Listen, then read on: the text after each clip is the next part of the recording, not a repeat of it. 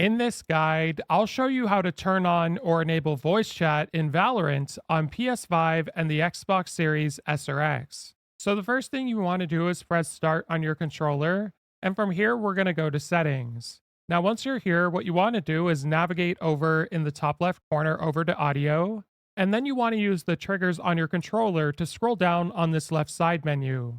Now, once you're in voice chat, if you scroll down on this page under voice channels, here's where you'll find it. And you want to ensure that it's toggled on so you can communicate with other players or your team party.